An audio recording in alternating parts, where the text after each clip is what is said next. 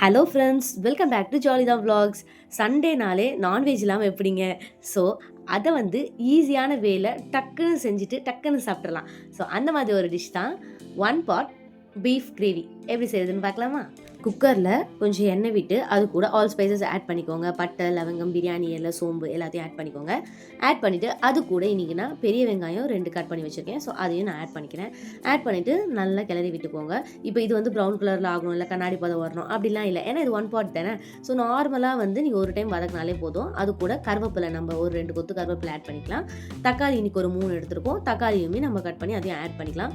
So add பண்ணிவிட்டு நல்லா கிளறி விட்டுக்கோங்க. தக்காளியும் வெங்காயமும் நல்லா மசியணும் அப்படின்லாம் கிடையாது.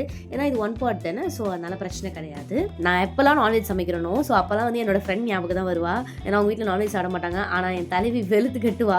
ஸோ நான் எப்போ நான்வெஜ் செஞ்சாலுமே அவள் ஞாபகம் தான் எனக்கு வரும். அந்த மாதிரி உங்கள் ஃப்ரெண்ட்ஸ் யார் வந்து நான் நான்வெஜ்ஜே சாப்பிட மாட்டேப்பா அப்படி சொல்லிட்டு ஆனால் செம்மையாக வெளுத்து கட்டுவாங்கன்றதை கமெண்ட்ஸில் சொல்லுங்கள். ஓகே, இப்போ கிரேவிக்கு வரலாம். கிரேவிக்கு தேவையான உப்பு ஆட் பண்ணிக்கோங்க. உப்பு ஆட் பண்ணிவிட்டு இஞ்சி பூண்டு பேஸ்ட் 2 ஸ்பூன் நம்ம ஆட் பண்ணிக்கலாம். ஆட் பண்ணிவிட்டு காரத்துக்கு ஏற்ற மாதிரி நாங்கள் இன்றைக்கி 3 பச்சை மிளகா ஆட் பண்ணியிருக்கோம். உங்களுக்கு கொஞ்சம் காரம் எக்ஸ்ட்ரா வேணும்னா ஒரு 4 பச்சை மிளகா போல் ஆட் பண்ணிக்கோங்க. ஆட் பண்ணிவிட்டு நல்லா கிளறி விட்டுக்கலாம். இப்போ மசாலாஸ்லாம் ஆட் பண்ணிக்கலாம். மட்டன் மசாலா இருந்துச்சுன்னா அது 2 ஸ்பூன் ஆட் பண்ணிக்கோங்க. குழம்பு மிளகா தூள் 4 ஸ்பூன் ஆட் பண்ணிக்கோங்க. அது கூட coriander powder, jeera powder 1 spoon add பண்ணிக்கோங்க. ஆட் பண்ணிவிட்டு நல்லா கிளறி விட்டுக்கோங்க. இப்போ கறியை வந்து நம்ம நல்லா வாஷ் பண்ணிவிட்டு ஒரு 2 டைம் வாஷ் பண்ணி எடுத்து வச்சுக்கோங்க. கறி வாங்கும் போதும் நல்லா பார்த்து வாங்கிக்கோங்க. ஒரு பீஸும் ரொம்ப ஹார்டாக இருந்துச்சுன்னா அது கொஞ்சம் வாங்காதீங்க. நல்லா பஞ்சு மாதிரி இருக்கிற பீஸ் அந்த மாதிரி வாங்கிக்கோங்க. அதுதான் டேஸ்டியாக இருக்கும் அண்ட் சீக்கிரமும் குக் ஆகிடும். ஸோ அதுக்காக தான். ஸோ இன்றைக்கி வந்து நாங்கள் வந்து அந்த பஞ்சு மாதிரி இருக்குது, பார்த்தாலே தெரியுதுல்ல. ஸோ அதை தான் நாங்கள் வந்து வாஷ் பண்ணி இப்போ எடுத்து வச்சுருக்கோம். இதுக்கு வந்து நம்ம வந்து தண்ணி ஊற்றுறதுமே ரொம்ப கம்மியாக தான் இருக்கும். ஏன்னா இதுலேருந்துமே தண்ணி சுரக்கும். ஸோ அதனால் வந்து நம்ம இன்றைக்கி வந்து 1 கிலோ எடுத்துருக்கிறதுனால நம்ம வந்து இப்போ ஒரு கிளாஸ் ஊற்றிருக்கோம். ஸோ ஏன்னா அதுலேருந்தே நமக்கு தண்ணி வரும். மசாலாஸ் கூட நல்லா கிளந்து விட்டுருங்க. நல்லா கிளந்துட்டு இந்த மாதிரி மிக்ஸ் ஆனோடனே இது கூட நம்ம வந்து இப்போது கொத்தமல்லி ஆட் பண்ணிக்கலாம். தயிரும் ஆட் பண்ணிக்கோங்க. ஸோ இது 2 ஆட் பண்ணிவிட்டு நல்லா கிளறி விட்டுக்கோங்க. தயிர் எதுக்குன்னா அது சாஃப்டாக இன்னும் கொஞ்சம் நல்லா சாஃப்டாக வரதுக்காக தான். ஸோ ஆட் பண்ணிவிட்டு நல்லா கிளந்து விட்டு இப்போ நம்ம வந்து தண்ணி ஆட் பண்ணிக்கலாம்.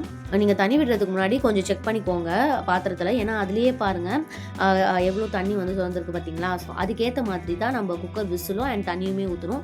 ஸோ எங்களுக்கு வந்து இதுலேயே கொஞ்சம் தண்ணி வந்து அதிலே விட்டுருந்ததுனால நாங்கள் இன்றைக்கி வந்து 1 கிளாஸ் தண்ணி தான் விட்டுருந்தோம். அதுக்கு வந்து 6 to 7 விசில் விட்டுருந்தோம். ஸோ அதுலேயே வந்து நல்லா சாஃப்டாக வந்துச்சு.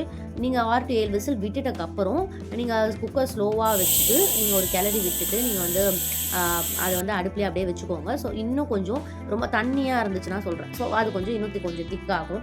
ஸோ நீங்கள் இந்த மாதிரி மெத்தடில் பண்ணிங்கன்னா சூப்பர் டேஸ்டியாக இருக்கும். அண்ட் உங்கள் பசங்களுக்கு உடம்புல தெம்பே இல்லை, ரொம்ப சத்து தேவைன்னா கண்டிப்பாக இதை செஞ்சு கொடுங்க. நீங்கள் பசங்க வந்து சூப்பர் டேஸ்டியாக சாப்பிடுவாங்க. அவ்வளோ ஒரு டேஸ்டியாக இருக்கும். சுட சுட ரைஸோட வச்சு சாப்பிட்டோன்னா வேறு லெவல் டேஸ்ட்டில் இருக்கும்.